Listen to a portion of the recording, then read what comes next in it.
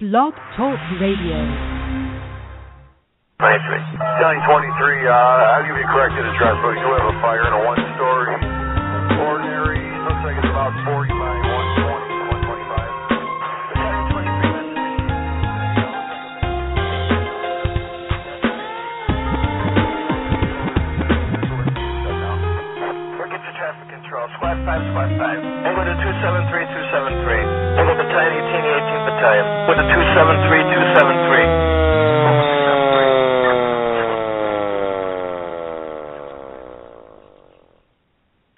Hey, good evening, everybody. Tom Merrill here from Fire Engineering Talk Radio and another installment of the Professional Volunteer Fire Department. Glad to have you here with me this evening. Today is Tuesday, October 27th. Month of October is quickly winding down. Well, I really appreciate you being with me tonight or listening in at your leisure.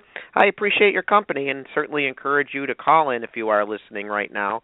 Talk about whatever's on your mind. Talk about tonight's topic, which is going to be physical fitness in the fire service, or anything else that's on your mind concerning our great volunteer fire service. And as a reminder, that call-in number is 760-454-8852. So thank you very much for joining in tonight. Much appreciated. And you can also reach out to me on Facebook or Twitter. And I do have a Facebook page, Professional Volunteer Fire Department. I'm on Twitter. And you can also reach out to me via email, whatever works for you. Love to hear from you. And tell me what's going on in your neck of the woods in the fire service.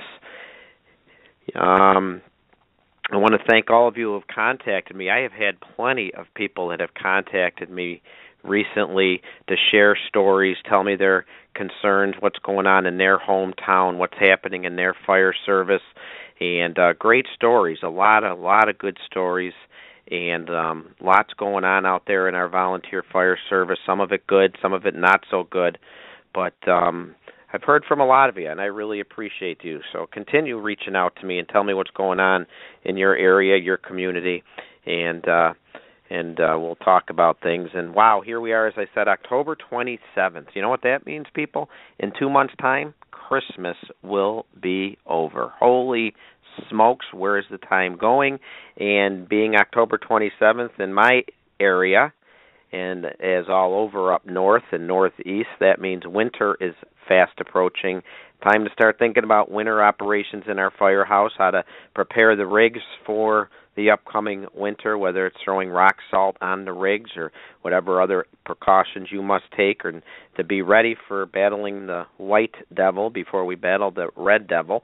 So just keep that in mind. You know, if you have some SOPs in place that you usually do for winter ops, it might be time to dust them off and start looking them over and see what you might have to be doing to get ready for the upcoming winter.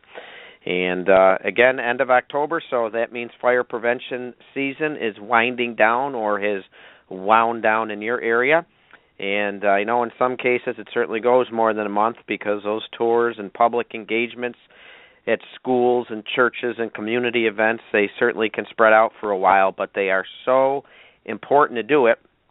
And I know a lot of us do it all year round, but October is the month we hit it pretty hard and heavy. So I hope you had a great fire prevention season. I hope you had an open house or got out to your churches and schools and community to spread the word, not just on fire safety, but like we talked about the last show, demonstrate how professional you are, demonstrate you're concerned with the community, and also engage with your community and connect with the people, and at all times display that professional image.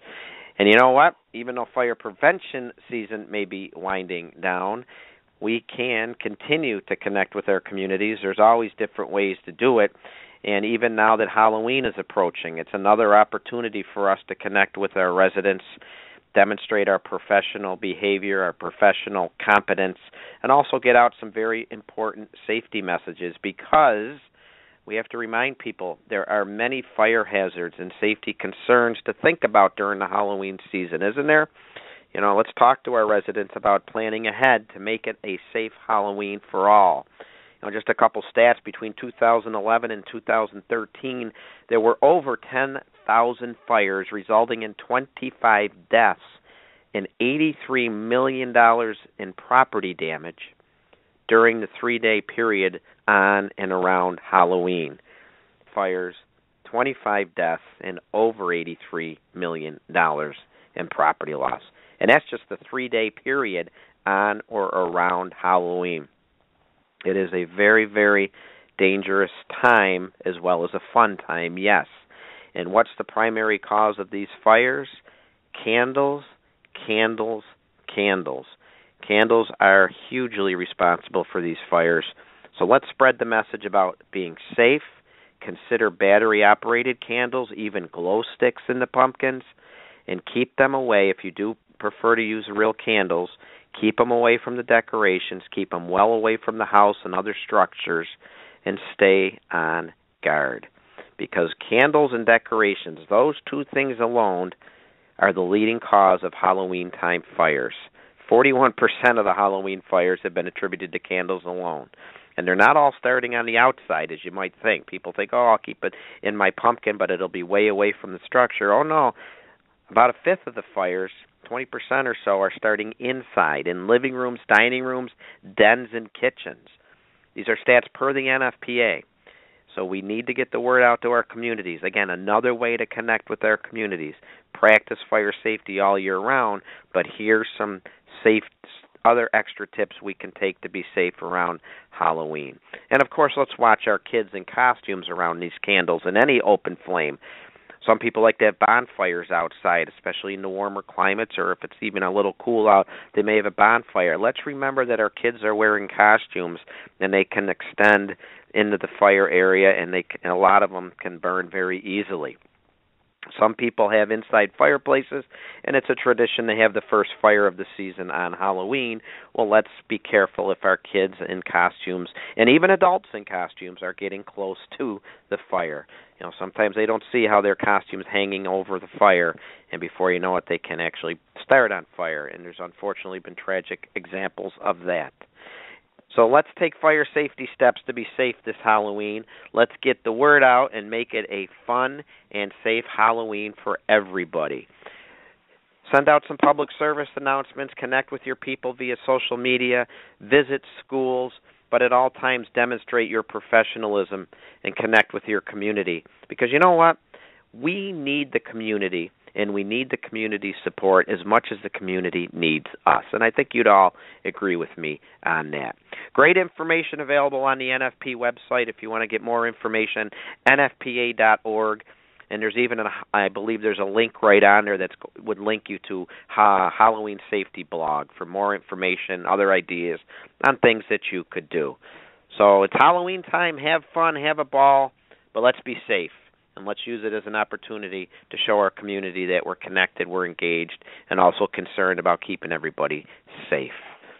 As we roll through the month of October, what else is going on in our great fire service? Well, I can't believe it, but get ready for the 2015 Assistance to Firefighter Grant is fast approaching, opening soon, and there's steps that you can take if you're interested to get your department ready, because we all know that application process can seem daunting and seem confusing and seem complicated, and yes, it does take work, but there's steps that can be taken to make the process easier.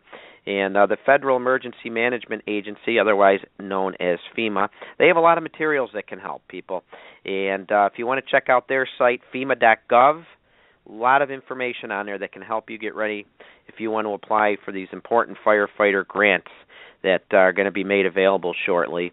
And again, it's FEMA.gov. FEMA also has scheduled a series of webinars that can walk participants through the Fire Grant 2015 application process, and you can find all of that on the FEMA.gov website. The National Volunteer Fire Council also has resources, as they always do, and they're a tremendous asset and a tremendous resource for volunteer firefighters. And sure enough, right on their site, nvfc.org, you'll find information to help you out for applying for the Assistance to Firefighters Grants 2015. And remember that if you are going to apply for a federal grant, you have to be registered and have up-to-date information in the online system for award management. And you can make sure that your department is registered in the current system at SAM.gov. That's SAM, and it stands for System for Award Management. System for Award Management, sam.gov, will link you to make sure your department is registered and up to date. Great information available out there, FEMA.gov, NVFC.org, and also SAM.gov. You know, if you really want to look into getting those grants for 2015, 16, they're going to be opening up soon, so good time to do it. Hey, going on this week right now in Arlington, Virginia, there's a coordinated effort. There's an alliance of firefighters, medical professionals, industry professionals gathering to talk about cancer and the challenges we're facing in the fire service to try and limit our exposure to carcinogens and take steps to hopefully lower the instances of firefighters getting cancers. There's a lot of organizational leaders involved in this, and Chief Goldfeder said recently that a lot of us maybe don't know of any firefighter who was traumatically killed in the line of duty, but all of us would be hard-pressed to find a firefighter who doesn't know another firefighter that has had or passed away or has had cancer. It is a very, very big deal. So now we have one coordinated, collaborative focus, and it's all through the Fire Service Occupational Cancer Alliance, and they're using leadership from organizations such as the IAFF, the IAFC, National Volunteer Fire Council, so many other organizations, NIOSH, the NFPA. They're all gathering together. They were meeting in Arlington, Virginia, and they're looking at steps that can be taken to reduce firefighter cancer because it is really affecting the fire service. So that's good, and hopefully we're going to be hearing a lot of things that they're finding out, and we're going to continue to publicize steps we can take in our volunteer firehouses to get the word out to our members to help prevent these terrible diseases. And again, we might not know anybody that died in the line of duty from fire or emergency response, but I'd be hard-pressed to find somebody that doesn't know somebody that's currently fighting cancer, has had cancer, or unfortunately has passed away from cancer. Hey, in other news in the volunteer fire service, it is distressing. We're last show we had a great talk about recruitment and retention, and just the other day I pick up the newspaper and I read a story from my area. It's the Western New York area, and right away there's an area that's really having a tough time getting volunteers, and they're now trying to hire paid firefighters to help supplement the volunteers, and it's leading to quite a tax increase in their area, upwards of 55%, to try and get additional full-time paid firefighters to assist. And these are challenges that all areas of the country are facing, and this particular board has run out of options. They said they need more paid firefighters, and as you can expect, it's hard for the community to swallow. It's hard for the community to swallow that tax increase. So it's something that if you're not challenged by it now, you may be down the road. Think with your membership, think with your leaders, gather people together. What steps can be taken to try and recruit and retain members? Do we have to get creative to take in different types of members that can help in certain areas but not others? A lot of ideas. We talked about them last month. Reach out to us. Tell us what you're doing. Tell us some success stories. Tell us some challenges you're facing, because this is just one of many stories that have come across the wire lately about a volunteer fire company starting to hire paid firefighters, and when they report it to the taxpayers, there's quite a surprise. And if we're doing our job and letting the public know what's going on, maybe it won't be as much of a surprise if these are steps that have to be taken. But maybe there's some creative steps that can be thought of ahead of time to try and help out and recruit more members and get more people involved, if at all possible. Another interesting tidbit I found the other day was, a lot of fire companies do boot drives. A lot of fire companies do go out in the street and they do boot drives to collect money, not always to help them out, but to help charities out. Well, there's been some close calls and some accidents and even a terrible death a month ago. So a lot of areas of the country are starting to clamp down on boot drives, and that's a real concern to some departments and also some charitable organizations. For 61 years now, career and volunteer firefighters have participated in a Fill the Boot campaign around Labor Day and Memorial Day, and that benefits the Muscular Dystrophy Association, and they're expressing concern because they've heard that many departments now are forbidden to be out in the street collecting, and it's just an example. It's a challenge. It's a challenge, and it's a reminder that we have to take steps to protect ourselves if we're out there, but it's also a reminder that sometimes even the best steps that are taken can't protect us, and we had that recent horrible example in Michigan last month when a road rage incident, actually a driver intentionally ran over and killed firefighter Dennis Rodman during his Fill the Boot campaign. And it's a horrible example, but as a result of that and as a result of other close calls, in March we had a South Carolina firefighter get hit. We had a Louisiana firefighter injured seriously while he was doing a boot drive, and the stories go on.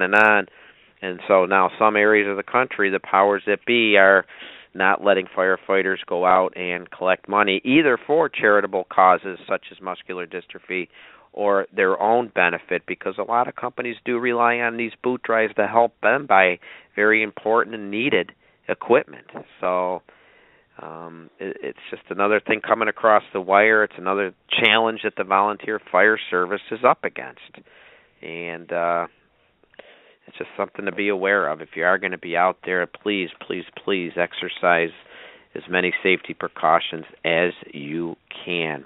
And as a reminder, the National Volunteer Fire Council Junior Firefighters Academy is coming up, and that's November 14th.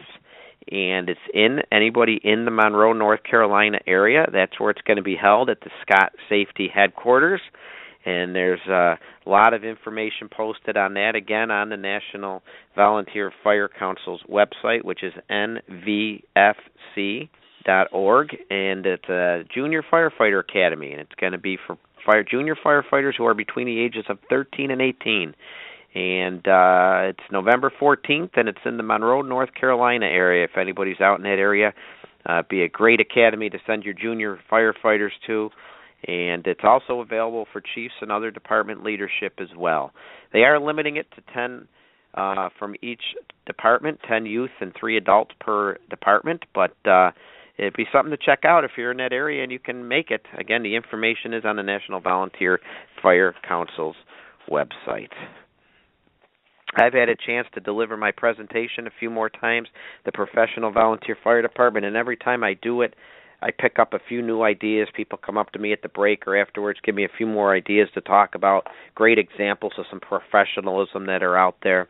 And I've also been doing quite a bit of talking on the history and heritage of the fire service in my area. I go around to local departments and some of the groups in our area and try to have people take a step back and remind them where they come from as a firefighter, where we evolved from as a fire department and as a fire service.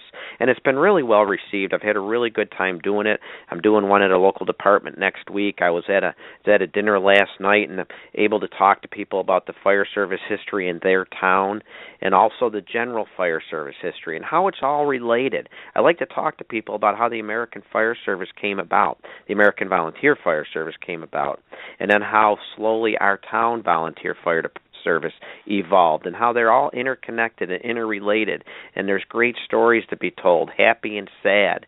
Some are tragic, some are happy, some are funny, some are not so funny, and it's important to remember these stories and appreciate where we come from. So I've been out and about doing that, out and about delivering the professional message, the professional presentations, being really well received. If anybody would love to reach out to me to come out to their area, I would love it. Check me out on Facebook at the Professional Volunteer Fire Department Facebook page. You can email me at tamerrill63@aol.com. I'm on Twitter, and I would love to hear from you. I've been having a really good time doing it, meeting and talking to so many nice people like yourselves that are listening in tonight, and it's a great volunteer fire service that we have out there. And you know what? Talk about professionalism. We have talked for over a year now on these radio shows that I've been doing. It's been over a year now about all the ingredients that go in to making a volunteer fire department a professional operation. And I think you'd agree with me, it is quite a mix, isn't it? There's so much to be aware of, so many things to take into account. I always say the first step is awareness. We need to work hard to be aware that we have to contribute to that professional reputation that we want. Everybody is responsible for it, no matter what your role is in your individual fire department. And everybody's responsible for it. And it's the first step is, like I said, awareness. The second step is to work hard at training, work hard at developing ourselves as better leaders.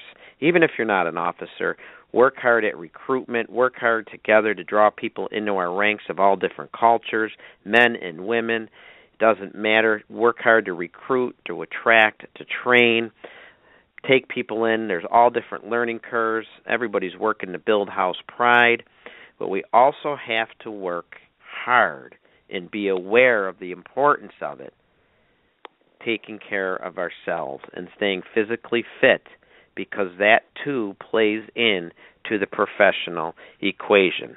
Last month I talked about how the 2014 line of duty death statistics came out, and out of the 64 line of duty deaths, which is a great decrease, still over 50% of those deaths were sudden cardiac events. That still looms very, very large, and it's still a major concern and a major area that we need to address. We need to be aware of it, and we need to do what we can do to help ourselves, maybe just limit the chance of us being one of those statistics.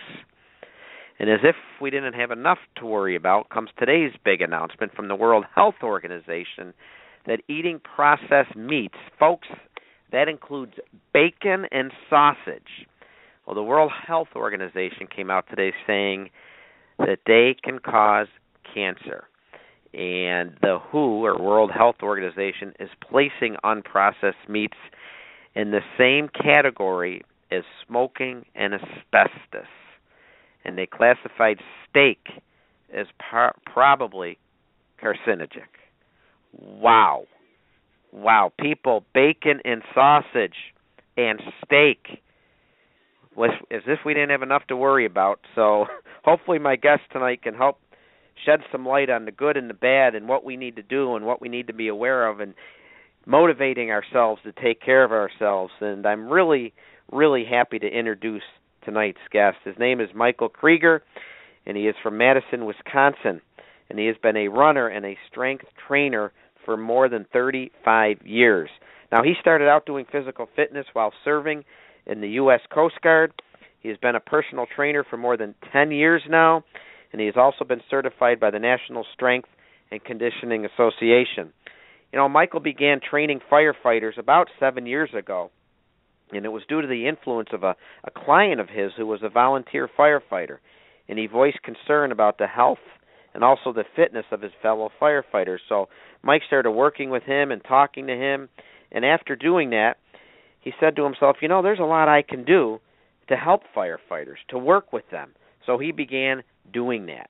Mike likes to focus on motivating individuals to train for their personal goals and that big picture of influencing others to improve their overall operational fitness. It fits in right with something we need to take seriously as professional firefighters. He was also the guest speaker at the IAFC convention a few years ago, and he also is a regular contributor to the column on fire engineering, Fire Life. It's a great, great fitness column. If you get a chance to check them out, a lot of great articles that can help you out in your personal endeavor to stay more physically fit. And again, if you want to call in and talk to us tonight, that number is 760-454-8852. We would love to hear from you. Love to hear any questions you have about physical fitness or anything in the volunteer fire service. But before I go on any further, I want to make sure Mike is with us and ready to talk about staying fit. Michael, are you with us tonight? Yes, I am, Tom. Excellent. Glad to have you with us. Thank you for asking me. Absolutely. And let me start off by saying, when I read that bacon is going to give me cancer, I got scared. Do we want to start out by talking about that? Because that was sure. the latest news Might today. As well. Yeah. What do you take from that? It's in the United States. That's been the basic dogma for quite a few years already, the processed meats and red meat in general.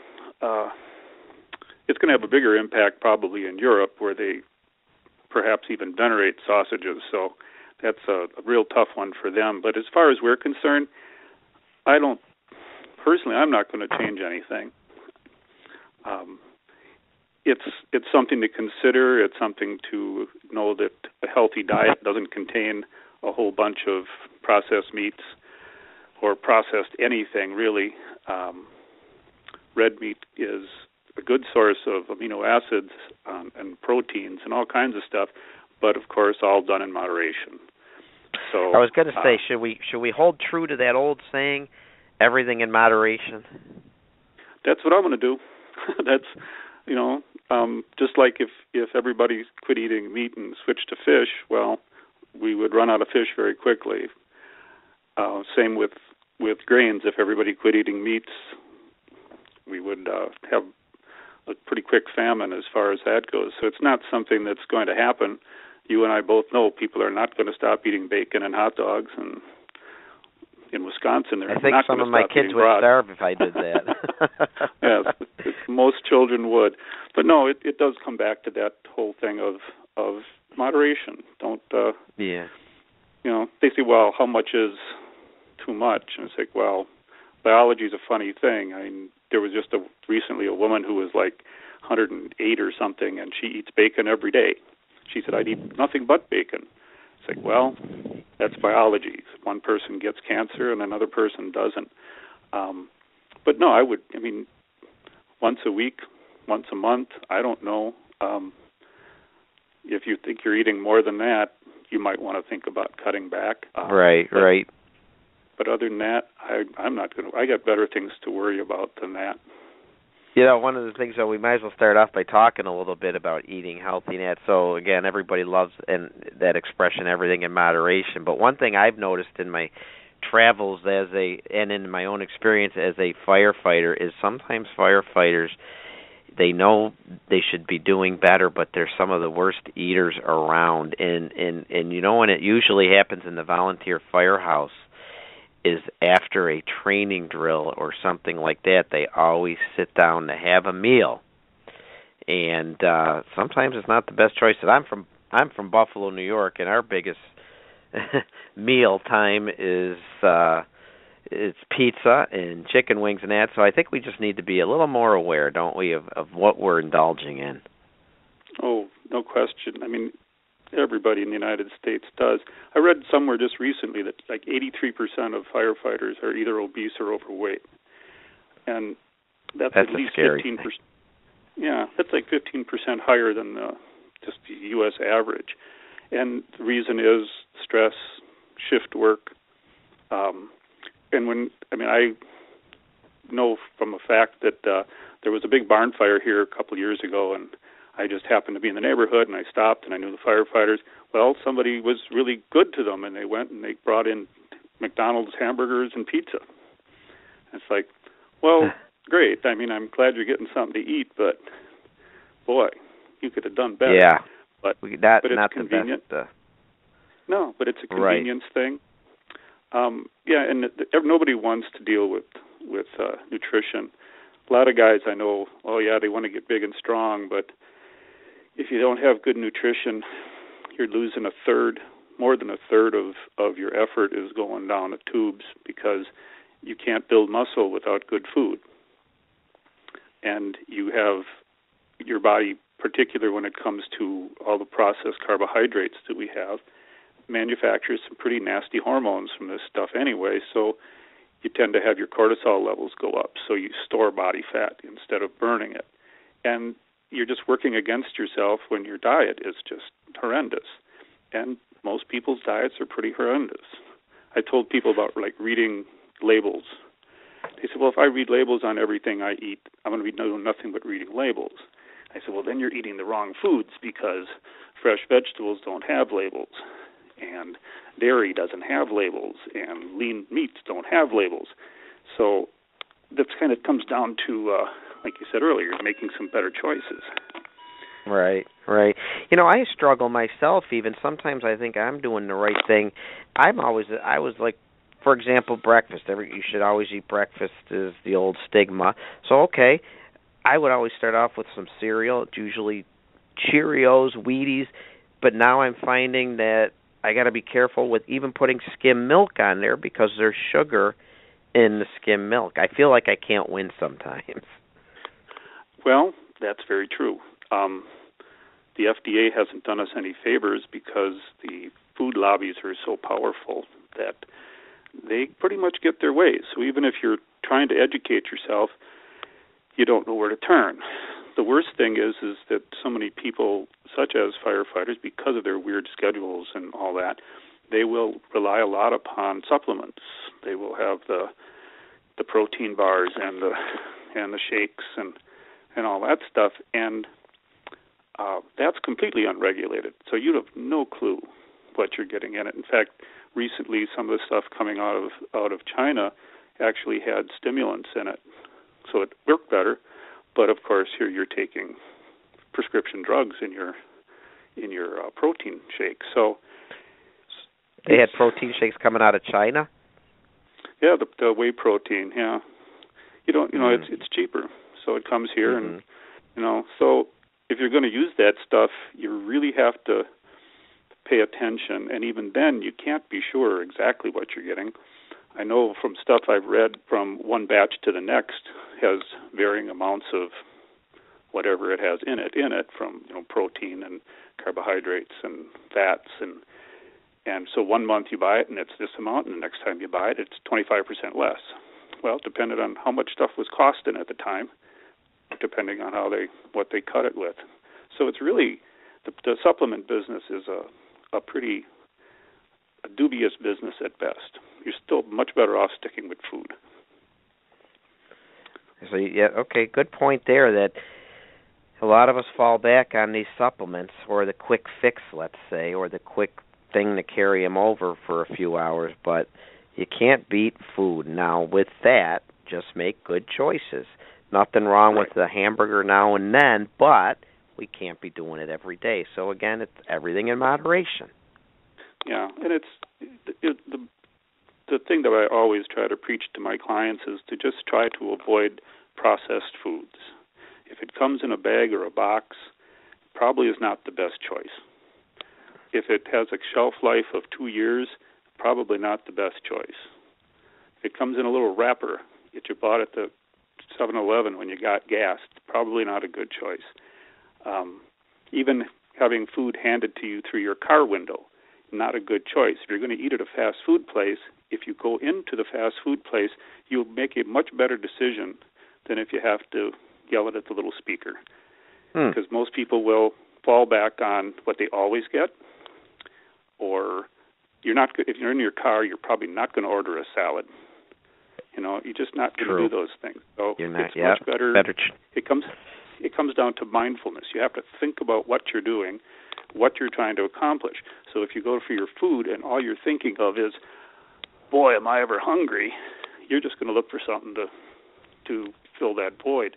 If you're looking and saying, I need food that's going to act as fuel and to help build my muscles and feed my brain, you're going to make a much different choice than you would otherwise. And once you start getting into that way of thinking, you will just naturally start to make better choices. Now, it makes me wonder, and I don't even know if you'd know the answer to this, but I enjoy my cold cuts. Is it, obviously there's cold cuts that you can get that are in that wrapper that will last 2-3 weeks in your refrigerator. If I'm going to have a piece of ham, better off getting it fresh from the deli where it's only going to last a few days. I would think so. I don't base that on anything other than usually when food is in the state that it goes bad in, it's fresher. Just like buying vegetables or whatever. As firefighters, we do need to do a better job of making the right choices when it comes to food, making the right choices of when we're eating, making the right choices of maybe what we're serving after our drill or training night, especially in the volunteer fire service, where we may finish up a drill at 9:30, 10 o'clock at night, and then we're sitting down to a actual full meal. And again, in my area, we're in the land of pizza and wings, and is that always a good idea? I think we need to at least create awareness of that.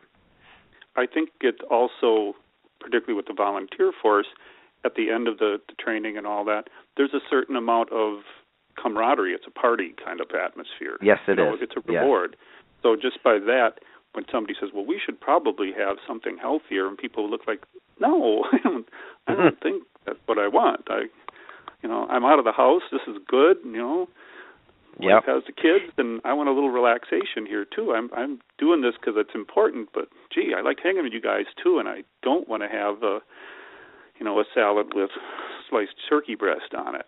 So right. Mm-hmm. So it's a cultural thing, and it's tough. It's unfortunately, what people don't understand is that as you gain more discipline and control over your eating, and it extends into the rest of your life, just like with working out on a regular basis and all these sort of things, it gets better.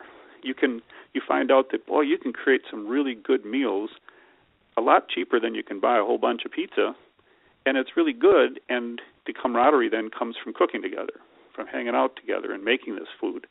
And it does make a big difference, but it takes a lot of effort to get it going. Yeah, definitely the effort, no doubt about it. And to get that effort started, it gets back to what I said. We've got to have awareness. You wrote an article once, part of your Fire Life and Firefighter Fitness column called The Turning Point, and I really enjoyed it, and it hit home with me. And I think this would be the first step for any of us to the road to better health, and that is you've got to all of a sudden, it's time for a change. Something happens in your life where you say, I've got to make a change. But to implement that change, you can go through a lot of ups and downs, can't you? It's not easy maybe to get started. Could you maybe expand a little bit on that? What can we do once we've identified, okay, I'm getting a gut, or I'm getting out of breath too easy, or I'm just not in the shape I was 5 years ago? How do we get started, and how do we maintain that? Well, the first thing you have to do is pick a single goal.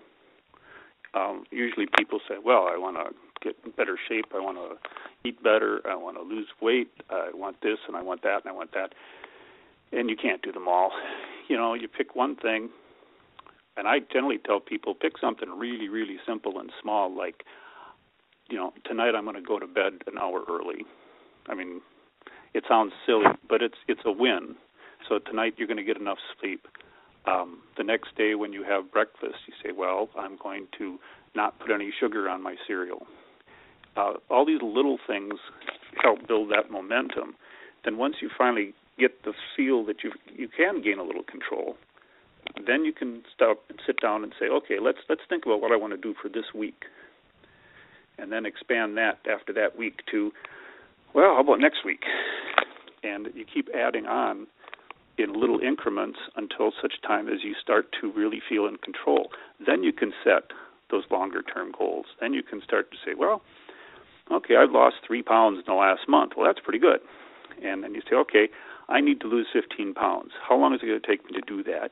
And what do I have to do to get there? And then you can start to have a much better sense of what you're capable of doing. Everybody's got strengths and weaknesses. Some people say, well, I'm willing to go and have more activity, but I'm really not willing to cut back that much on food. Well, if you're not willing to cut back, maybe you could at least make better choices. So you start doing it that way. You have to find your strengths. Otherwise, you're just going to fail. And when you fail, you just feel worse yet. So if somebody only had an hour or so every day or every other day to commit to physical fitness, is there one thing over the other that you would recommend that they do? Like, what would be the most efficient way to spend that hour, or does it individually depend on the individual? Well, it depends a lot on the individual, but just as a basic thing, if you take 5 days out of the week to work out, if you do 3 days of cardio and 2 days of full-body strength training, you will have it down. That's all you really need. Do you recommend then that there's that mix of cardio and strength? Because some do only one or the other. Yeah, if you're only doing one or the other, you're going to fail. Because I know people who can a 45-minute workout and they're huffing and puffing and they're ready to die because they don't do any cardio. Well, they're not supplying enough oxygen to their muscles, so they can't do it as well. And many guys don't like to do cardio. They find many reasons not to do it, and I can understand that. It can be kind of dull unless you're doing it, once again, doing that whole mindful thing, knowing why you're doing it and all that. But yes, without doing the cardio, you're not going to make it. You might get strong, but you're probably you kind of end up like a big power lifter who's big as a house to move a house kind of a thing. It's not a good situation. And particularly for a firefighter, being big, everybody says, I want to be big and strong. And I always say, well, you just settle for strong. Because being big is not an advantage to a firefighter. You get in positions and places that a big guy is going to get stuck. You can't move around as well. And that's just not a good thing. So when you're also heavily involved in doing some sort of cardio, you're much less likely to get big simply because you don't want to have to haul around all the extra beef, even if it is muscle. Gotcha. And you're talking to a guy who is 5'2", so you're hitting home with me. I love it. You made my night. Being big isn't always the best. No, it's not. In fact, I met a guy at a tactical strength and conditioning convention a couple of years ago in Norfolk, Virginia, and he was a presenter and he was a firefighter and he was a big boy. But he said he used to be considerably bigger. He was very into the bodybuilding aspect of fitness, and he was in a situation, and he was on air, and he's trying to squeeze through this tight spot, and he keeps kind of pushing and unching his way along without realizing he was slowly turning off his air. And he suddenly realized he could not reach his valve. He couldn't reach behind him, because his arms are so big, and he's so big, and it was so tight. And he said, I realized then that being big was not a good thing. So big and strong, I tell people, why don't you just go for strong? I'd like to remind our guests that we are talking with Mike Krueger this evening. He's a personal trainer, and he's a strength trainer and a motivator. He's talking to firefighters about how to shape up. And if you'd like to call in, please do so at 760-454-8852. We'd love to hear from you. We have any questions at all that you might be willing to ask Mike or myself, we'd love to hear from you. And Mike, you talked about if you're going to only do cardio or you're only going to do strength, well, you might as well not bother because one complements the other and they're very, very important. Is there anything else we might be wasting our time on in your experience that if this is all you're going to do or this is the way you're going to do it, we can just throw it out the window, it's not going to work? Have you seen any other big fails that way? Guys who read muscle magazines, the ones who want that bodybuilder physique, they spend a lot of time on little bitty muscles to make them bigger. I mean, I know that for years I strength train twice a week for 45 minutes, and it works. You don't have to spend huge amounts of time in the gym working, split routines where you're doing bis and tris and chest on Monday, and you're doing back and lats on Tuesday, and then you're doing legs and glutes on Wednesday. And people say, I just spend so much time in the gym. It's like, well, why? You're and I think that's where we fall into some problems because, again, there's only so much time in the day. Everybody fights time constraints. Volunteer firefighters especially, they're running all over between their job, kids, and the volunteer firehouse. So there is only so much time. Can we get a good workout in 45 minutes to an hour? And you're saying absolutely yes. Oh, yes, no question. If you work, it's all basically, it's not technique so much. You have to know what you're doing, but it's effort. Everything is effort-based. If you work hard for that time, you're going to get a lot of results. If you spend a lot of time yakking away with the other guys and doing this and doing that and watching a little TV, not so much. But if you're willing to put in the effort, in 3 hours a week, you're done. You got a great workout, your cardio is up, your strength is up, and you're ready to go. And it only costs you 3 hours. That's 3 hours out of a whole week. That is a pretty good return. And I think when you talk to people about getting motivated to work out, they think, I don't have the time. It's a matter of finding those 3 hours. And in your experience, and I believe you wrote about this, it doesn't matter what time. It's what works for you, right? What time of the day, I mean. Nope, not at all. In fact, if you're one of those wonderful people who can just do it whenever you have the time, that you're not, in your head you're not locked into morning or evening or something, then it's great because it doesn't matter. If you were trying to become a world-class athlete or something, then it would be different. But that's not what you're trying to accomplish here. You're trying to get strong enough and have a strong heart and lungs so that you can go out, you can go to the station, and you can train all the skills that you have as hard as you can possibly train them. It's like, pulling hose, that kind of thing. It's like it's a lot of work. Well, it's a lot of technique, too. You want to do it without hurting yourself, hurting your back, blah, blah, blah, all that stuff, but you need the basic strength to be able to do it first. But you can't train in the gym to be able to do these things. It's like you take a football player and a basketball player and a baseball player. If you watch them work out in the gym, it's going to be pretty similar for the most part. But once they get starting working on their skill sets, well, every position is even going to be different. But they all need that same basic skill, that same basic strength in order to do it. And if you don't have the cardio to support it, you can't do any of it. Your experience with cardio, running versus treadmills, any advantages one over the other is a personal preference? I like Both? to get outside. Mm-hmm. I like being outside. And running is easy because it doesn't cost you much, and you can do it anywhere. I recently had a problem with plantar fasciitis, first running injury I really ever had. And, frankly, the thing is you got to stop running until it gets better. Well, I didn't want my cardio to go away, so I started rowing using a Concept 2 rower. It's an ergometer. It's a great way to work out. Extremely hard, and my cardio is back where it was. Everything's fine, except that I don't run as well now because I haven't been training to run. So it's real specific as to how good you get at something. But if you're just trying to make your heart and lungs strong, it doesn't make a great deal of difference how you do it. Because then... And running and walking is certainly acceptable as well for those that maybe don't want to run 2 or 3 miles? You have to be able to get your heart rate up. You have to be able to be breathing hard.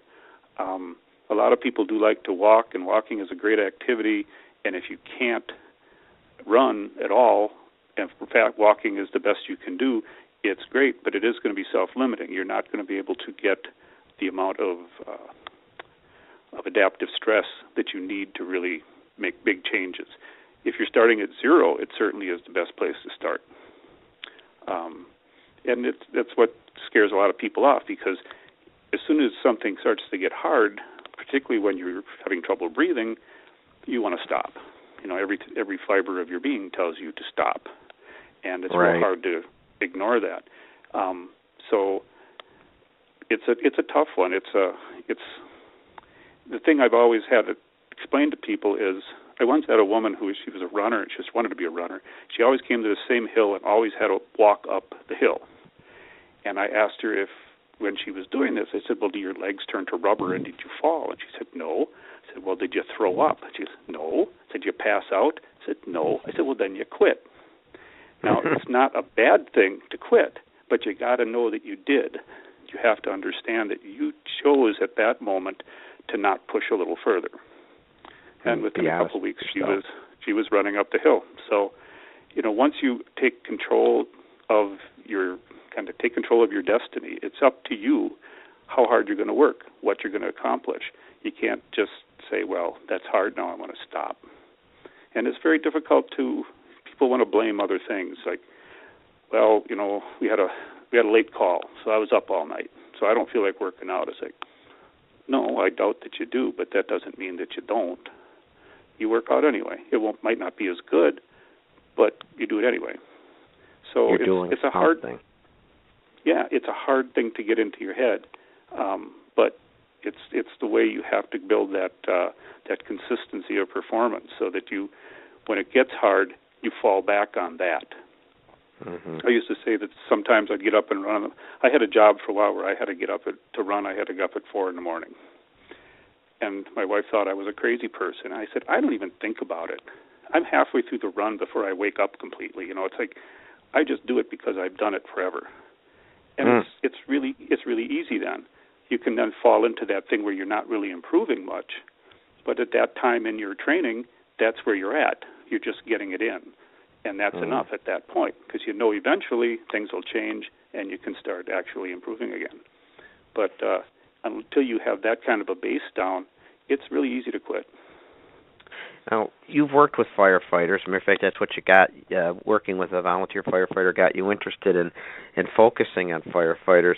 Knowing what we do, is there some exercises that you think are more important than others that we should be concentrating on for the type of work we do? I noticed that a lot of firefighters have their flexibility is rather poor, and that is something that you probably ought to be working on. Power activities, like something as simple as what are called box jumps. Basically, you're just hopping from the floor up onto a box. I used to have guys hop up the stairs.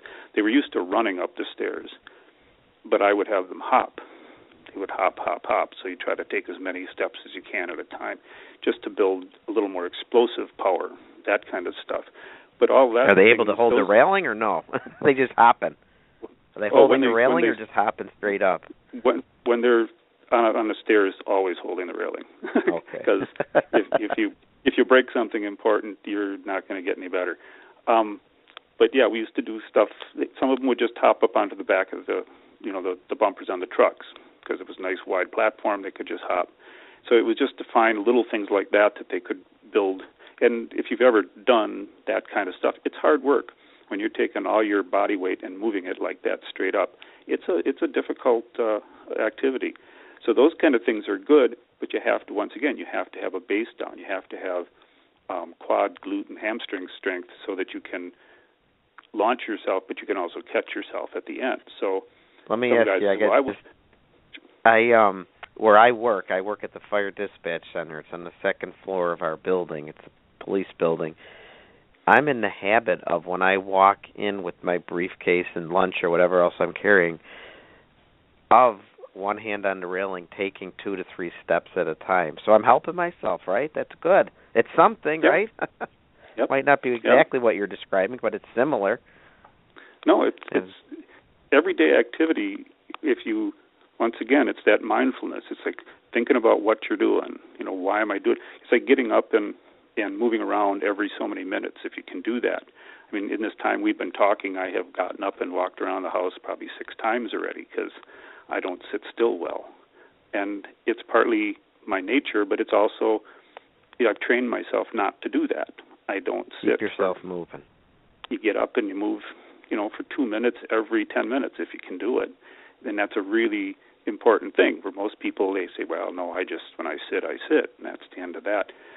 So it's the activity that you put yourself through on a daily basis, that's where you use the extra calories if you need to lose weight. People who use cardio to lose weight generally hurt themselves and end up quitting. I say that cardio is for your heart and your lungs. Strength training is to make you strong. Dietary control and activity is for weight control. So you have to use each one for what it's there for. If you start crossing over, then it's kind of a misuse of the activity. Mindless running will just wear you out, probably get you overuse injuries, and then you can't do anything. So if you're using that to try to burn calories to lose weight, so you hurt yourself, so you're still eating as much, you were just using a lot when you were running, so you actually keep on eating and you end up gaining weight, and you're hurt. Mm-hmm. So it's really important to know why you're doing what you're doing. Yeah, so you notice then flexibility is a problem with firefighters. So some flexibility training is a must. And what else have you noticed with firefighters? Mostly that not very many of them work out. Quite honestly, they're not they're very inconsistent. And when they do work out, like I said, I find an awful lot of muscle magazines in and around the gyms in any of the fire departments I've ever been in, and that's just not what you're trying to accomplish. It just a firefighter, like anyone, needs to be strong in all the different planes of motion. So pretty much all you have to do is an overhead press and pull, so like a pull-up and an overhead press, a horizontal press and pull, so some sort of a row and a bench press or a dip. And for your legs and your back, you do squats or deadlifts or lunges. To build strength and endurance in the legs, things like farmer's walks where you just hold two heavy objects in your hands and you just walk with them. It's so simple. It's just not a complex thing at all. And yet, people don't do it. So what I always say, too, is in the fire service, we influence each other with so many things. For example, we're always talking and comparing notes. And if you're going to put a roof on your house, you're going to be told what shingle to buy. If you're going to fix something, you're going to be told what tool to use. I said, we influence each other every day. Let's influence each other with physical fitness. Let's motivate each other. Let's do it together. Let's make it fun, but let's do it and motivate each other. And sometimes that might be all it takes, because a lot of people don't like to do it on their own. They need that kick in the butt from a friend and coworker. And my gosh, people that are out there listening, try it. Try motivating each other, talking each other into doing it, and you'd be surprised, I think, at the results. I always enjoy when we have a firehouse gym. I love when somebody else is in there to help keep me going. We had we went a program for about 18 months at a department, and after a year, most of the guys it was about a third of them participated. And when and this didn't cost them anything. Only a third of them still participated. And one guy said, I said, well, what do you want? You'd made some great strides. What would you like to do? And he said, I'd like a big bench press. I said, well, just so you know, a big bench press isn't going to really make you a better firefighter, but we can do that. So I started working with him on it, and pretty soon he told someone, and pretty soon that guy told someone else, and eventually we had 11 guys all trying to get a big bench press. Well, it worked because they didn't miss workouts, because they didn't want to fall behind. And this particular group, out of all that small group of them, they all ended up besting the 300-pound bench press mark, which is a big deal. But they also got, I also pushed them on a 10-rep bench press, because that is a lot more functional for a firefighter than one big one. And they all did really well on that too. And they had a lot of fun. They accomplished a lot, and a lot of them have stuck with it because of that. So, And this guy went from his initial bench press was only 95 pounds, and he got up to 300 in 18 months. So it was a big deal. Oh, sure it is. Oh, yeah. But the point is, they worked together, they motivated each other. Right. And, a lot of trash talk and whatever, but, that's part of the fun. So, no, it was a great thing. And like you said, it's a really tight community. And when one starts to do something, others pay attention. So, and they can even work it into their regular training drills. I know companies, and I've talked about this before on my show, companies in their turnout gear will have a game of dodgeball. They'll do other things of physical activity in their turnout gear to make it fun, also practical. Air consumption training with their air pack, but at the same time, it's contributing to their physical fitness. Oh, and that training in the gear is so important, because it changes how you move. It's not just muscles, it's movements. And when you put on the boots and you put on the coat and you put on the air pack and everything else, and now you've got equipment in your hands, that changes everything. That's why I don't like the idea when people say, well, what can I do in the gym that will mimic what I have to do when fighting a fire? It's like, you can't do that. It's not the same. Get strong in the gym and then go train. Go work your skills, but get strong in the gym. Don't try to mimic it. It's not going to work. So just, get strong and then go out and train. A lot of times firefighters have to pull ceilings and they have to do dragging. And those few strength training tidbits that you just said, you don't need a whole book of exercises, do you, to make us better at our job, to do the dragging, do the pulling. What are the main ones that you recommend? You mentioned the bench press. Well, bench press or dip. Dips are good. I mean, if you ever fall through rafters and you have to lift your body up, you're caught by the armpits, and now you've got to lift yourself up, being able to do a dip would be a big thing. So it's a little more functional even than the bench press is. But most guys can't do, it's hard to work up to a dip because it's body weight. Well, if you're 35 pounds overweight, that's going to be a tough call. But basically it's chin-ups or lat pull-downs. So you're working the shoulders and the back. Overhead presses. So you're doing just the exact opposite motion. Bench press and a lot of rowing. So you can use cable machines or you can use free weights to row, and pulling is a big deal. I know one trainer, he always used to say, well, pulling isn't everything, isn't the only thing, it's just absolutely everything, because it also improves your posture and it opens up your chest so you breathe better. So there's all kinds of things like that, and then working the legs with either squats, deadlifts, or weighted lunges. Like I said, the farmer's walk, where you carry stuff and walk, and that's all you're doing is just, you get to where you can carry your body weight in each hand and, walk 25 yards, turn around, and come back. Those are the kind of things that are very functional and very simple to do as well. Yeah. All good advice. And again, you're listening to Fire Engineering Talk Radio. I'm Tom Merrill, and this is the Professional Volunteer Fire Department. And tonight we're talking to Mike Krueger about physical fitness in the fire service and what we need to do as professional firefighters, not paid, not volunteer, but professional firefighters, what we need to do to encourage ourselves and our coworkers and fellow firefighters to shape up. And I really appreciate you being on here. Now, Mike, when I go into some of these gyms, be it a fire department gym or even just a gym on the street, as you know, you can be overwhelmed with the equipment that you see. Are there some must-have? And conversely, are there some, when you see them, you're thinking to yourself, that's just ridiculous, that's a waste of time? Yeah, to me, almost everything is kind of a waste of time when it comes to specialty items.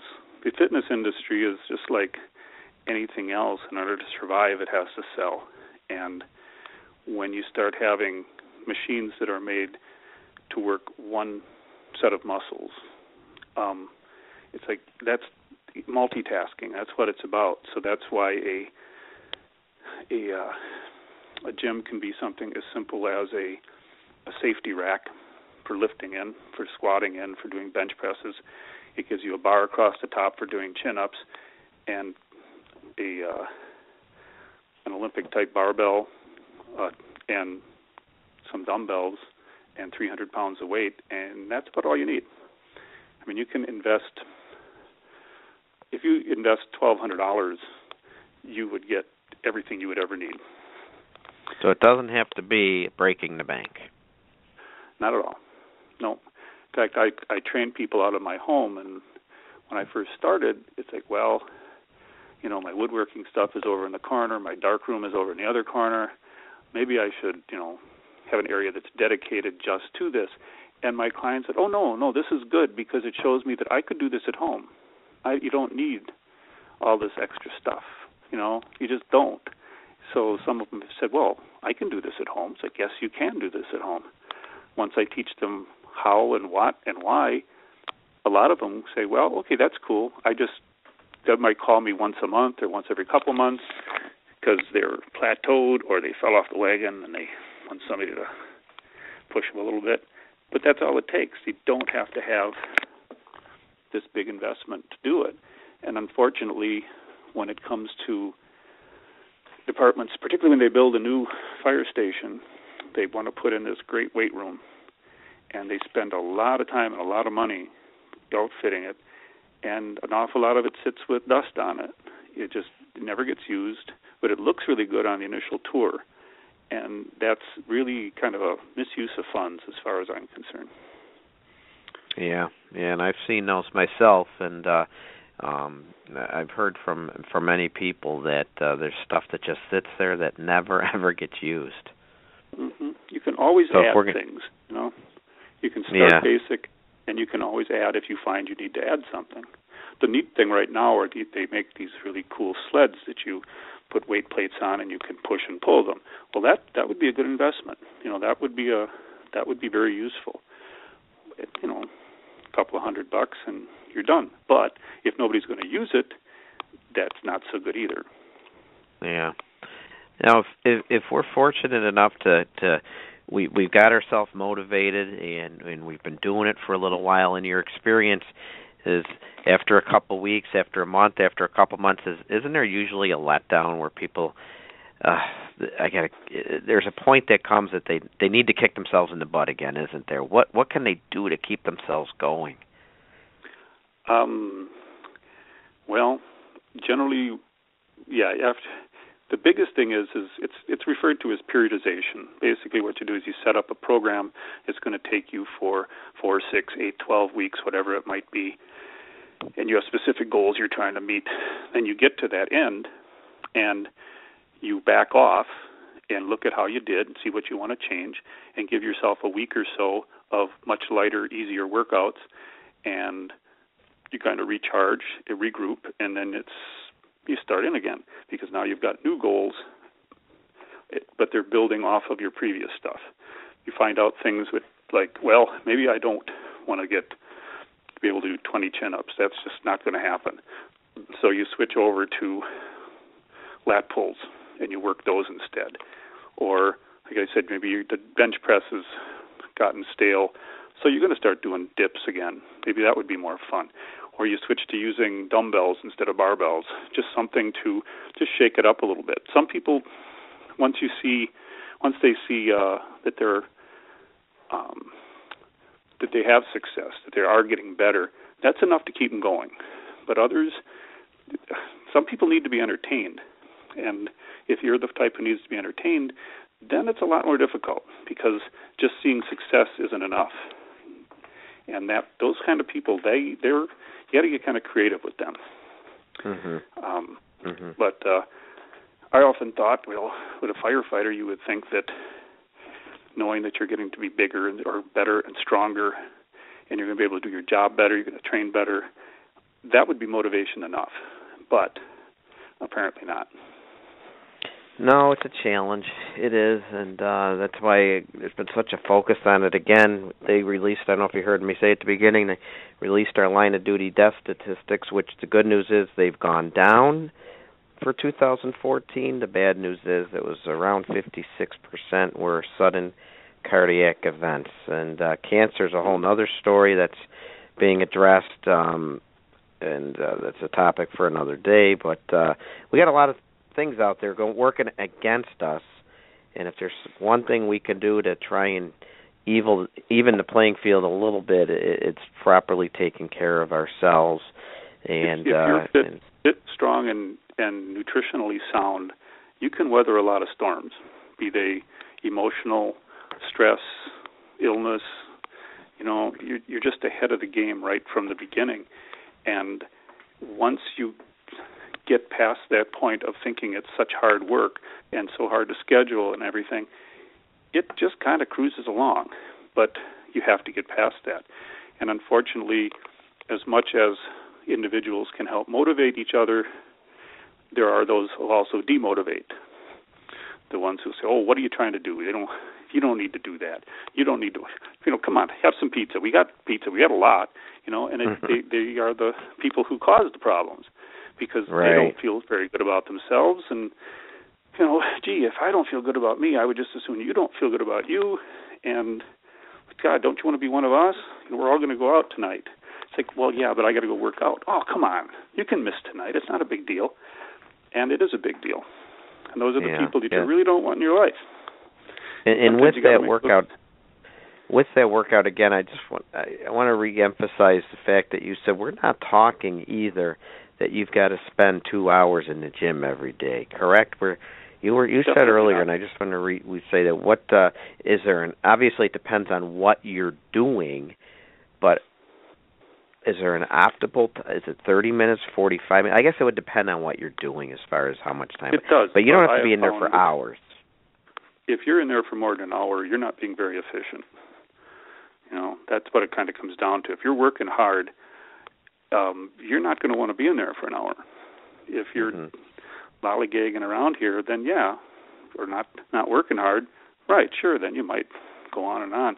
But the old thing was if you're set up to do 3 sets of something, you sure as heck don't want to do 4. Not if you're really putting out. And for cardio, if you're working hard at it, doing like interval training and stuff like that, I mean, literally 20 minutes to a half hour is all you really need to be doing 3 times a week. Yep. So important thing is do it. Do it, exactly. Schedule it. Just do it. If it's putting it in your phone, blocking it off at work, that just like you would do for a meeting. It's like I had a guy who was a real estate guy once. He could never get in after work. And I said, well, then come in earlier. Come in at 2 o'clock. Because I can't do that. I said, tell them you'll be back in an hour. Because when he would leave at night, they were always like, oh, but could you just do this yet? Could you just do that yet? And he couldn't make it. Okay, when he just said, no, I'll be back in an hour. Okay, see you then. Everything was fine. Priority. People do what's a priority to them. Anything we can do with those of us that have jobs where I'm a fire dispatcher, I'm at a council for the day, is there things that we can do in the workplace to help ourselves? You mentioned walking around while you're talking. Is that proven to help? Yes. Yes, there's actually nothing worse than being sedentary. It doesn't matter how much other stuff you do, how much other workouts you do. If you sit for 8 hours a day, you're doing yourself harm. So getting up and just walking around is, obviously you can't run when you're in an office, and there's a lot of people working in offices that are listening or will be listening. You can't obviously run in the office, but getting up, walking around is beneficial. It's not gonna it's not gonna hurt you, obviously. What are the benefits of that? Circulation for one. Like deep vein thrombosis, like when people sit on airplanes for hours on end, and then you end up throwing a blood clot. And they've just found that it's inertia. The body that is at rest tends to remain at rest, and part of it is just the whole mindset. It's like, well, I used to give out pedometers, and one guy only had 700 steps in his whole day, and I said, 700? And he goes, well, I got a bad parking space at work, or it would have been less. Ooh. And that's, and that's not unusual. 8 to 10,000 is where you want to be. Well, you a fan of pedometers or what's the fitness? Fitbit. The Fitbit, things like that. You think they bring awareness at least? Well, I've never known anyone who's used one long term. I know a lot of people who started with them who lost interest, but it did at least get them thinking about what they were doing. And if you're a techie kind of guy, they're kind of fun. Some people love to download and see what they burned in calories and what they ate. And, oh my goodness, all kinds of stuff. Anything and that works. It might be that way of getting that awareness started. It may be, holy cow, I didn't walk nearly as much as I thought I did. And it could be a wake-up call. And not a bad gift idea if people are looking, hey, Christmas is coming, the holidays are coming. Put it in the back of your mind. Right. Ask Santa for one. Maybe it'll show you how much you are or are not walking and getting the exercise required. And again, hey, folks, this is Fire Engineering Talk Radio. Tom Merrill here and the Professional Volunteer Fire Department. If you have any questions for Mike, who was talking about physical fitness for firefighters, please feel free to call in at It's 760-454-8852. We're going to go for just a little bit longer here, if that's okay with Mike, because you talked a few minutes ago about the pressure from people about maybe not exercising or, oh, don't worry about it here, you can come out with us. And here's another pressure point sometimes, and it's alcohol. In your studies, what have you shown with alcohol? And if a firefighter, and here's what happens in the volunteer ranks, we have alcohol in firehouses, but I don't even want to touch that tonight. But let's say a firefighter's home watching Monday Night Football, and he has a beer. And then the tones drop for an emergency incident, and he leaves home. That happens all the time in the volunteer fire service. Has your experience or research shown that alcohol is going to hurt their performance, not necessarily cognitively, but physically? Are they going to not be able to perform at the level they might if they didn't have that beer or two? No. In fact, in Europe, it's not unusual for guys who do strength training to drink beer while they work out. It's a cultural thing. Yeah, in Germany, I have a friend who used to live in Munich, and he would go and they would have, the big old steins of dark beer, and it's traditionally dark, heavy beers were referred to as liquid bread because it's a carbohydrate. Mm-hmm. And if they're working out real hard, they felt that it actually improved their performance. I wouldn't recommend it, but I don't think it would hurt anything either. So obviously, performance-wise, physical fitness-wise, it may not, but cognitively, obviously, we get into issues there. Oh, yes. Yeah, But no, I've never seen really anything that, a small amount of alcohol would, assuming that a person was used to drinking it, obviously if somebody never drinks and they have one drink, it's going to have a huge effect on their balance and everything else. Yeah. But for a person who is normally will have a drink, it's probably not going to make any difference. So they should be expected to be able to operate at the same athletic prowess as before that one beer. Yes. Very interesting. Also, in part also because you're going to have this surge of adrenaline too, and that adrenaline is a very powerful hormone. So I don't think it would make any difference at all, really. I'm sure there's doctors who would disagree with me, and I'm not a doctor, and I don't claim to be one. But from my own experience, even everybody's been at, picnics and stuff where you play baseball or softball and you have a beer or two, and most people would say, well, no, it didn't. I struck out just as easily with the 2 beers as I do without it, so it wasn't a big deal. But I think if you were aware that you were probably going to, that you were on call, it would probably be best to abstain. But and I know a lot of departments do have, a zero tolerance for that, so that certainly is something to consider. But if there isn't that I don't think it would make a difference physically, no. Interesting. I got somebody pinging a question in here in our chat room, and it must be an older firefighter because he's wondering if there's something that the older firefighter, the 45, 50, 55-year-old firefighter can do to better stay in the game for another 10 years or so. And it's probably just continuing what we've been talking about, isn't it? But as you get older, do we tone it down a bit, or are there guidelines that need to be followed to try and keep us going for another 5, 10 years? Not really. They always used to say, that as you got older, you got fatter and all this. It's like, well, that's because you lost muscle mass because you weren't working out. I'm 58, and I'm a heck of a lot stronger than I was 20 years ago. But as far as the training itself, no. But what you have to consider is your recovery. So you have to make sure that your diet is really good. You have to really work to get those 7, 8, 9 hours of sleep. You have to do those kind of things. That's where as you get older, the recovery times start to extend a bit. I used to run, 6 days a week. Now I run 3 days a week. That kind of a thing. You talk about recovery. Is it worth investing in anything to help with recovering? Cold water, warm water type devices, or have you noticed or heard of any of that?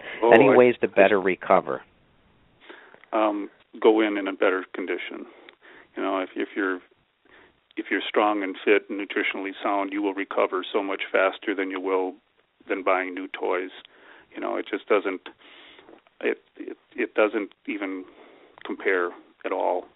Obviously, if a person is heading towards heat stroke or something, that's a different situation. But just normal need to recovery, that's all got to do with metabolism and muscle mass and cardiovascular efficiency and all those kind of things. So without that, the other stuff doesn't really make much difference. It's like putting fancy rims on a poor car. It's just not going to do much for you. So cold water baths or saunas, whirlpools, any of that help with the recovery, or? It's not going to hurt. Well, actually, that's not entirely true. It can hurt if you're using them poorly. I think that if a department really was really concerned about something like that, the people to talk to would be a professional, a licensed athletic trainer, the people who deal with athletes on the sideline. They're the ones who could really give you good information about that kind of stuff, because there is an awful lot of products out there right now to lower body, if you're overheated and all that kind of stuff. And I think that athletic trainers could be an invaluable resource to fire departments. And there's another thing we can do. We can connect with them. I talk about it all the time for the fund drives. It's not bad for departments to reach out to gyms or athletic trainers and see if they can work out in lieu of a fund drive donation, somebody that's willing to donate their time to help the firefighters and come in and talk about physical fitness and give some lessons and direction. Not bad at all. Invaluable, as you said. Invaluable. And quite honestly, talking to major universities and professional sports teams, they all have, huge training staff. And it's good PR for them. It helps everybody out, and the athletic trainers that I've known are just amazing people. I mean, the amount of knowledge that they have, and not just from education, but through experience and all. I would go to an athletic trainer if I had an injury. Say I recovered from something, got hurt. I would go to an athletic trainer before I would go to a physical therapist. Simply because the physical therapists, and I don't want to diss physical therapists because they're great people and they do a wonderful job, but athletic trainers, they treat the person as an athlete. They're not saying, well, you hurt your leg, so we'll make your leg work. They're saying, you hurt your leg, now we got to reintegrate you back into your performance so that you can go back to be better than you were before, not to get you just, we can sign off on it that you're healthy. And that's a big difference. And I say, if you want to really be a good firefighter, you got to train like an athlete. You have to think of yourself as an athlete. And that includes not just the training, but the recovery, the nutrition. When you do have an issue, you can't hide it. You can't cover it up. You have to get it dealt with and go to the people who can really make it work for you.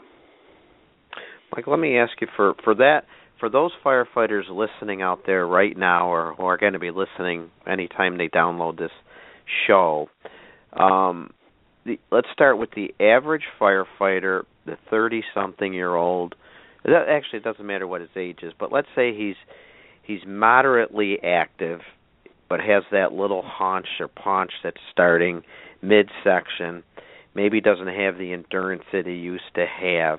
If he was going to come to you and say, I've got the awareness, I know I've got to do something, what, for that first few months, should we be doing to slowly be getting into a routine? Let's say he has access to some very basic weights, whether it's free weights or universal weights. What would you recommend just for the start from ground zero for this guy, right from the beginning, to maybe get back in the game, to start building some endurance and building some strength? I would say you start out with twice a week doing full body weight training, basically just one set of all those previous exercises that I mentioned, and you're just going to pick a weight you can do 10, 12 times without really straining, learn how to do them properly and all that kind of stuff, and do that for 10 or 12 weeks. times. Let me ask you right there, because that's a question that comes up all the time. Do we ever go to 15 to 20, or are you thinking 10 to 12? You can go more. The idea is to get to the point where you could probably do one or two more. So it's got a lot to do with how much, weight is primarily used to limit reps. If you want to work out in a 4-rep range, you have to put enough weight on the bar that you can only do 4. So it all depends. It gets to be with the higher ones. Now with the advent of the resurgence of kettlebells, people are doing a lot higher reps on a lot of stuff. And that's all well and good, provided you don't end up with like overuse injuries, because that can happen when you start getting real high reps. But if you just do one set of stuff, 5 or 6 different exercises, and you can just use dumbbells. I mean, it's just a matter of you're trying to create a habit. You're trying to know what you can do, know about how long it's going to take you, and then do some sort of cardio. It doesn't really matter a great deal what it is, but it's something that you can sustain for 20 minutes at a reasonable pace, so you're getting your heart rate up. And they always say, if you figure your maximum heart rate is approximately 220 minus your age, and if you do about 80% of that, you should do fine. The idea is that you should be able to talk, but you shouldn't be able to sing. You can croak out 3 or 4 words, and that's about hard enough. And if it gets really hard, slow down. Don't push yourself in those first 8 to 12 weeks, because you're trying really to you're going to get some benefit, and you don't even realize just how much you're getting. But a lot of it's for your head, so that you just start to understand that, I can do this. I can work it into my schedule. I can do it on a consistent basis, and I can make this happen. And you might find, quite honestly, I have found that the average guy who will do this for 8 weeks will generally lose about 4 to 6 pounds if he needs to lose weight. And it's that 4 to 6 pounds. Yeah. And when you do that, you feel good, and now you motivate yourself to keep it going. Right. And then if you really want to get into it, then you find somebody who can help you set up a better program, who can address if you have any weaknesses, or if you want to, say, gee, I really would like to work more on, my squat. I just want to, I really want to do that. It's like, okay, well, you can have a squat-centric workout or whatever. And you just find somebody who's competent to help you with that. It might be, I know they have the peer trainer programs in a lot of the departments, the big departments. Obviously the volunteers, not so much. But, you can find people who are willing to volunteer for the volunteers too. Yes, absolutely. I've offered. I've never been taken up on it, but I've offered. It's people that think, oh, yeah, I know. I can do this on my own. It's like, yeah, if you could, you probably would be doing it already. But that's a whole different situation. But yeah, it doesn't have to be complicated. And set that time. Set a goal of 8 weeks, and the goal is to work out for 8 weeks. That's all you have to do. It doesn't have to be great workouts. They don't have to be anything other than just getting it in. And how many days a week? Maximum 5 or so? I would say you give no yourself more than 2 5. off? Oh yeah, three cardio and 2 weights. Nothing. You don't want to do 3 cardio in a row and then 2 weights in a row. You want to space them out. So it's you can throw in the off days wherever they're convenient for you. There's no. You can move them around for that matter. Sometimes it's easier to think in terms of how many in 2 weeks or whatever. Some people say, well, I 5 in 1 week. Could I do, can I think in terms more of 8 in 2 weeks? It's like, yes, fine, whatever, but set something and stick with it. That's the important thing, to develop the discipline to stick with it and to have the consistency to create the pattern. And then it starts to take care of itself. and to have the awareness that it's something that is so important. You know, I said at the beginning of the show, I mean, I'm a little guy. I'm 5'2", and I'm not afraid to say that when I joined this volunteer fire service 33 years ago, I honestly thought that I was going to cause trouble because I was short and people would think I couldn't do the job. And I was determined from that day that I signed that application that I would never let my height prevent me from doing something that was required in this job. So my challenge to any of the bigger people that are out there is the same thing. Just because you have that height and build, don't be so naive as to think that that might not prevent you from doing the job either, as you said earlier, right? It's about taking care of ourselves and molding ourselves into the right shape to be the firefighter, the best firefighter you can be. It bleeds over into the rest of your life too. So, you know, it's not just as a firefighter, but you become a better father, a better husband, a better citizen. It just, everything gets better.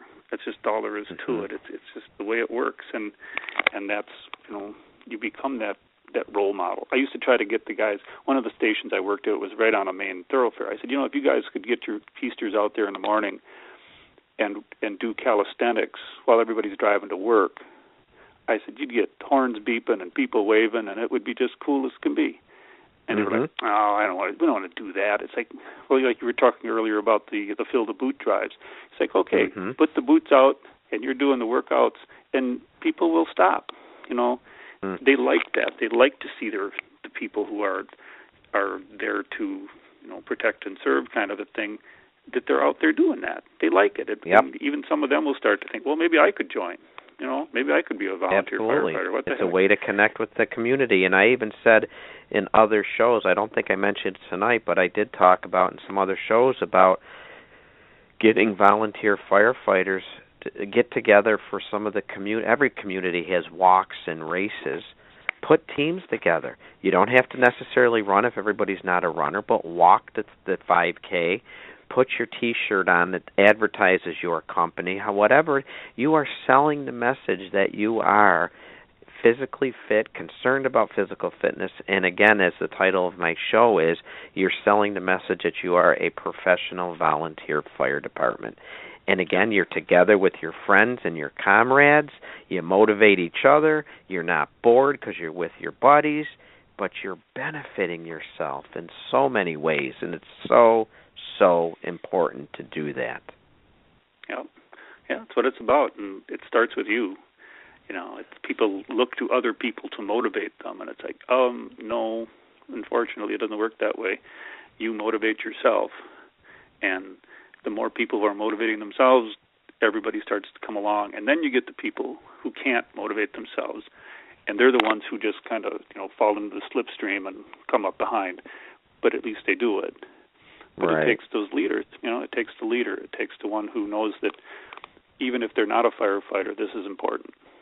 You know, it just is more so because they made a commitment. It's a bigger deal for them. But it's just, you know, for an average human being, it's an important thing. And it will improve every aspect of your life. Nobody should get a pass. Leader all the way down to the probie firefighter. Do it together. That's right. Everybody's got something to offer. Absolutely. And we covered so much tonight, and again, we started off the beginning of the show talking about the bombshell of an announcement today about the carcinogenic potential of processed foods and bacon and ham and things like that. And so it is a good awareness of properly eating.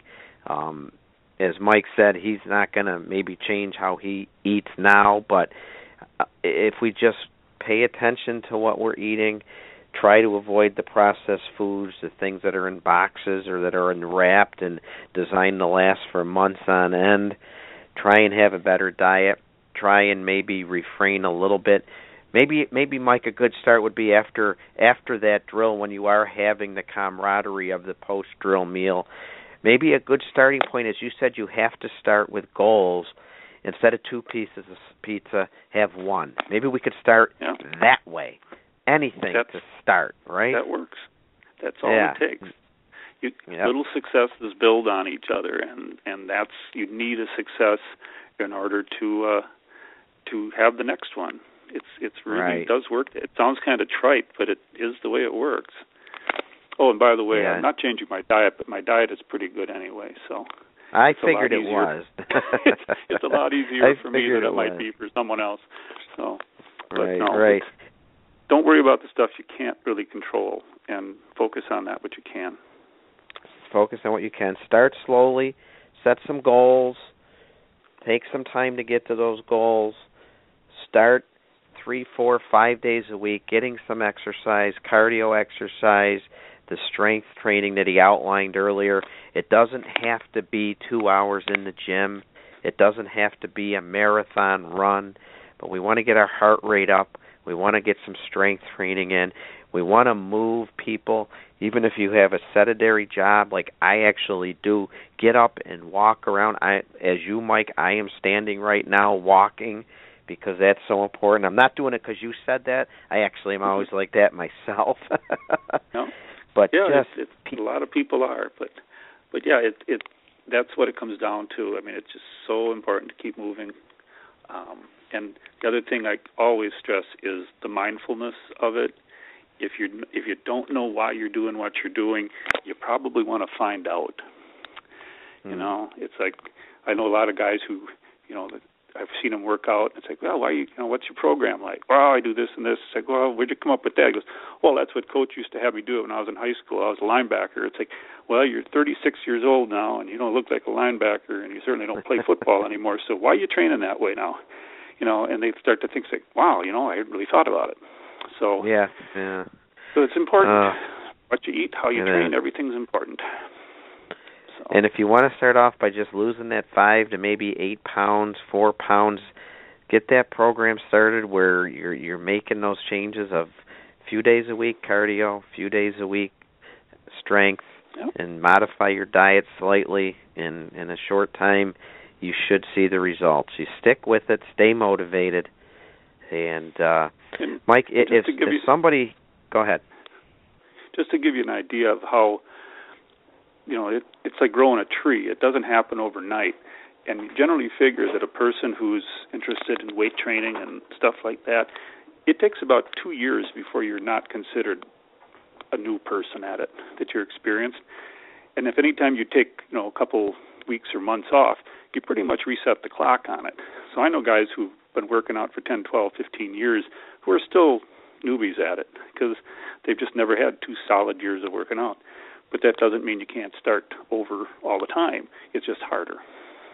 Mm-hmm. I just thought of one other thing, too, I do hear from time to time is you do hear from people that don't work out at all.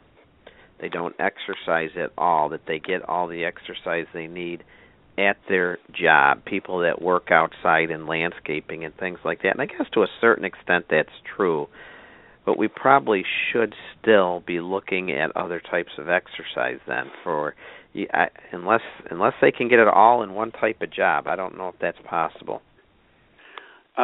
It's a interesting thing. I grew up on a farm, and you worked really hard, and farmers always said, well, I get enough work. It's like, well, they forget they're not walking behind horses anymore. They're sitting in air-conditioned tractors. They're not doing that stuff. And if you want to see what that kind of thing happens is if you're not training your body to be as strong and efficient as it can be, and then you're working real hard, you wear it out really fast because it's not ready for some of the stuff you're asking it to do. I used to joke because if a cow was recalcitrant about going in, well, you just put your shoulder in behind her and give it a push. It's like, okay, so what makes you think you should be able to move a 1,200-pound cow just because? Right. So you go to a rural small town nursing home, and you see it's filled with crippled up old farmers. Yes, they worked real hard their whole life, but they wore themselves out because they weren't doing any maintenance. And without the maintenance, it wears out. Yeah, and I hate to say it, but unfortunately, I see a lot of professional athletes that are the same way. Work real hard, and later in life, sometimes as early as in their 40s, they're crippled up old athletes. Yes, they are. And, you don't want crippled up old firefighters, so got to do the maintenance, got to do the job. Right. So, no, it seems daunting. It seems like so much stuff you have to do, and it's like it's not. Start out slow. Okay, so it takes you a couple of years to get really going. Okay, so what? You are where you are when you're there, and you're a heck of a lot further ahead than you were before, so you've made it. And you're doing something, and you're aware of it. Right. And, you look back and say, wow, 3 years ago I was 35 pounds heavier, and I could hardly do anything. And now look at me. It's like, it took 3 years. It's like, yeah, so what? Makes no difference. It's there now. Another interesting thing that happens too is the fad of the quick fix, or not even the fad of the gimmick weight loss, and the fad of the program. And some of them are very successful, where people can lose a lot of weight in a relatively short period of time. But what I've noticed is keeping up with it is what's tough. And don't a lot of times you see that weight come back, or Always. They tire of it and they just stop doing it? Most of the programs that you see advertised on television have a 1-year failure rate of 97% or greater. Is it that high? So, wow. Yeah. So it's like, wow. It's, people see, it's like, all I have to do is 60 minutes a day, 6 days a week. It's like, yeah, try that sometime. It's like, that's a absolutely grueling schedule. And to them, they're watching the show, but look how these people are happy. They're all excited about it. It's like, yeah. Best of luck with that, because I certainly don't want to do that. I mean, I don't want to be the best at working out. I want to, I want to be strong and healthy and everything, but I want to have a life too. It's like, I don't want to go and say, wow, I can work out better than you. That's kind of silly. And again, another reason why I think sometimes the lower intense workout, but a more consistent basis is just going to be so much more successful in the end. Again, not that 2 hours in the gym, the good half-hour to 40-minute workout with good altering between strength and cardio, making good choices with what you're eating. In the long run, I think you're going to be so much better off.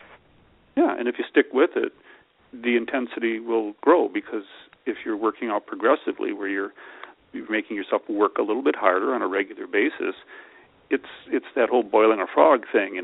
Pretty soon you're lifting all kinds of weight simply because, I don't want to do 20 reps. I want to keep it at 10. So I started out, I was only doing 30 pounds. Now I got to do 150 to keep the same number of reps. It's like, how did that happen? It's like, you got stronger, Right. And you build muscle. It's metabolically active.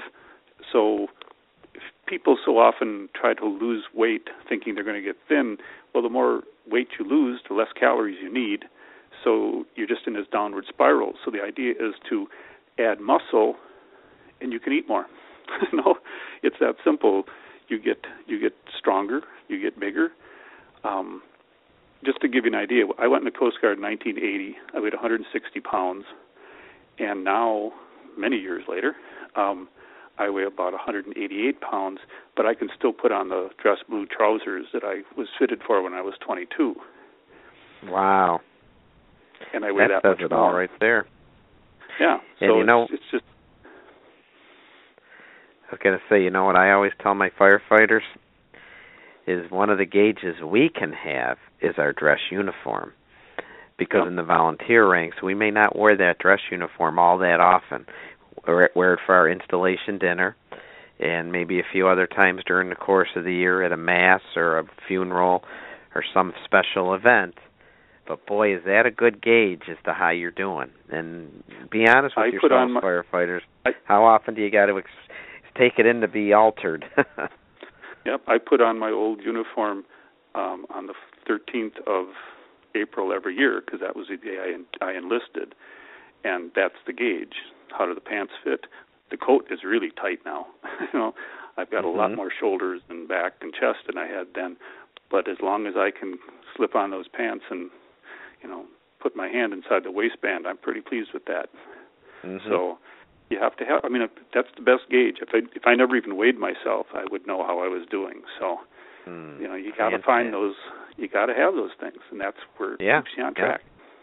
And you got to slap yourself in the face every now and then and say, I've got to stay with it, or I've got to get going. I've got to get fit. Yes. Mike, this has been great. I really appreciate your time tonight. If somebody wanted to reach out to you, if somebody had questions or wanted some advice or some information from you, is there a good way to get a hold of you? Can you give an email address? Or? Yeah, well, the easiest way is if you go to the FireLife site. My contact information is at the bottom of my column, but I can give you the email address anyway. It's mkptllc@gmail.com. It's Michael Krieger Personal Training, LLC. And if anyone hasn't had a chance... Oh, great. And if anyone hasn't had a chance to check out any of the articles that he's written at under the FireLife column heading, then please do so, because they're excellent. And they're short, easy to read, very informative.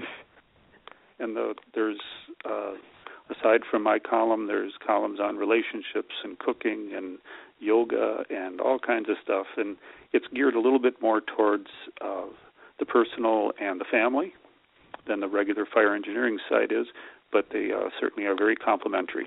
So, and that's part of fire engineering, correct?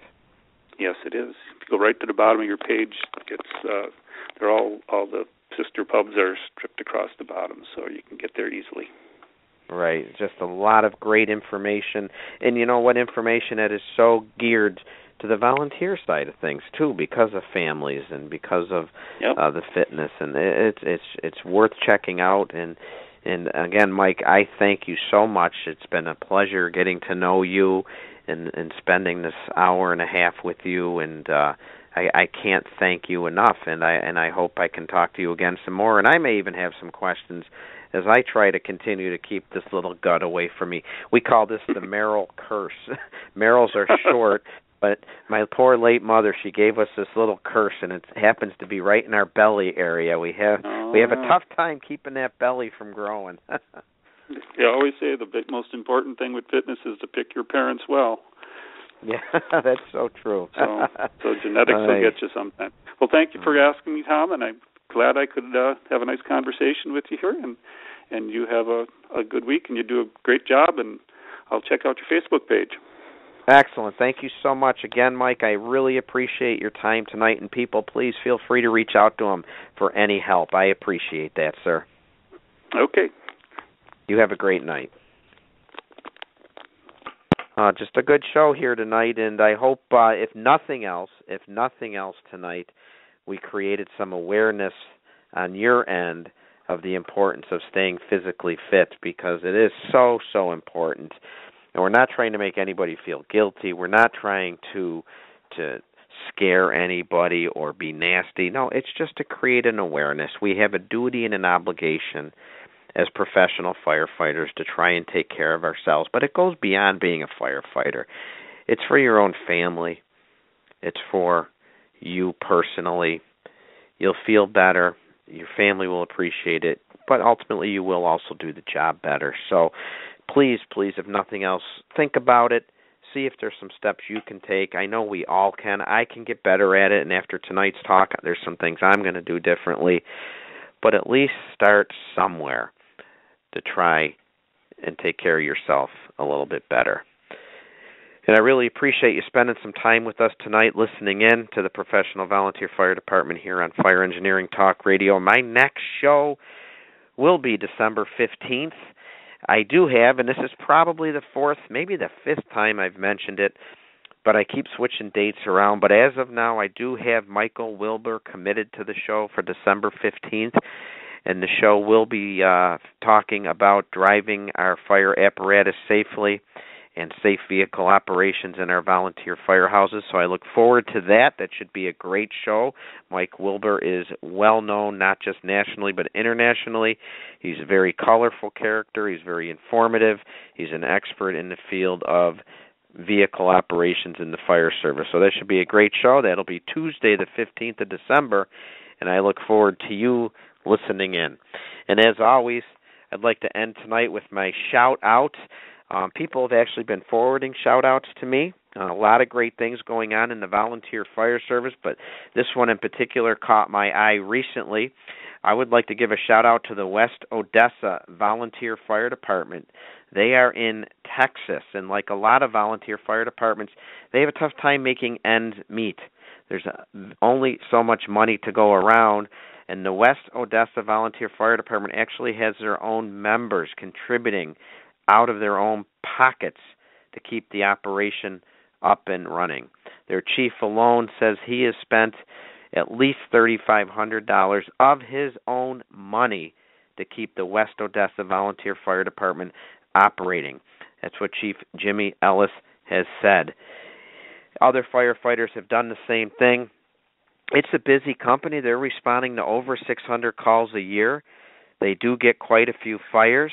There's about 20 volunteers in the department. Not a lot of members, but each of those members, according to Chief Ellis, has contributed money out of their own pocket to purchase needed equipment, to take care of needed repairs, to do maintenance, to purchase materials for bunker repair and other items. And they really deserve our shout-out tonight. So West Odessa Volunteer Fire Department in Texas, great job. You talk about dedication. You talk about commitment. You talk about professionalism. You exemplify it. Thank you so much. And thank you, people, for listening in tonight to the Professional Volunteer Fire Department. And I just want you to remember one thing, as we say every month. Being professional has nothing to do with earning a paycheck. It has everything to do with delivering competent and compassionate service and taking care not only of our customers, but of our own firefighter members as well. Thank you very much for listening in tonight, folks. God bless you, and as always, stay safe out there, and we'll talk to you again in December. Take care, folks.